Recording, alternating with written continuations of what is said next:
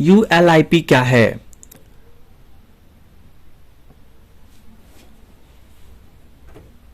Unit liquid insurance plan यानी ULP का मतलब है लाइफ इंश्योरेंस और म्यूचुअल फंड में एक साथ पैसा निवेश करना। दरअसल ULIP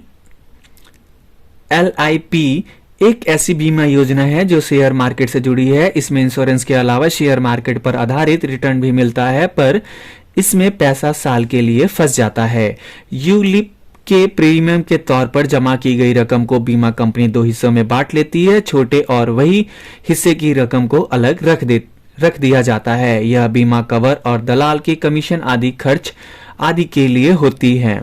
दूसरी ओर बड़े हिस्से की रकम को शेयर मार्केट में लगा दिया जाता है।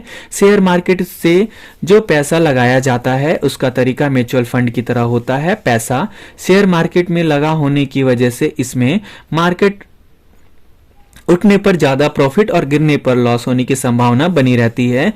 इसमें न्यूनतम बीमा वार्षिक प्रीमियम का 45 वर्ष से कम आयु के लिए 10 गुना एवं 45 वर्ष से अधिक आयु के लिए कम से कम 7 गुना कर दिया गया है।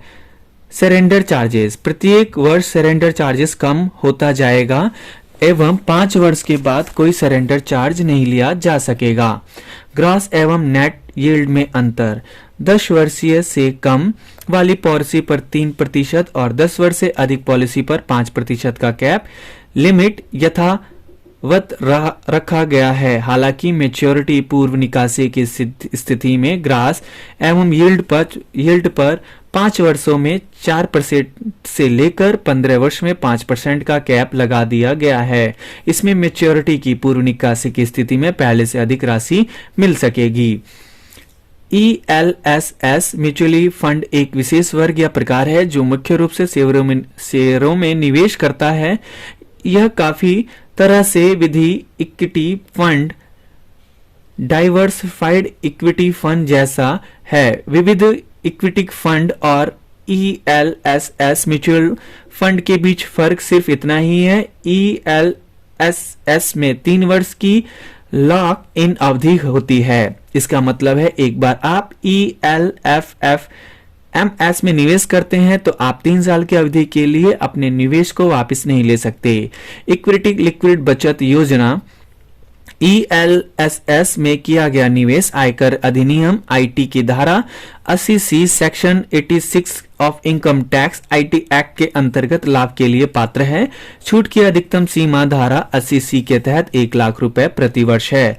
विविध equity maturity fund, dividend equity maturity fund पर रिटर्न 5 वर्ष की अवधि में 53.02% रहा है। मतलब किसी ने 100 रुपए लगाया तो उसे 153 रुपए वापस मिले।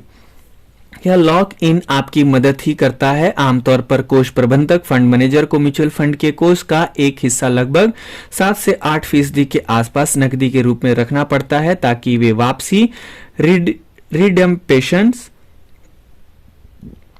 की मांग को पूरा कर सके। यह नकद बहुत ही कम अवधि के लिए निवेश में निवेशित होती हैं और बहुत ही अल्प आय पैदा करती हैं। यह म्यूचुअली फंड के कुल लाभ टोटल रिटर्न पर प्रभाव डालती हैं।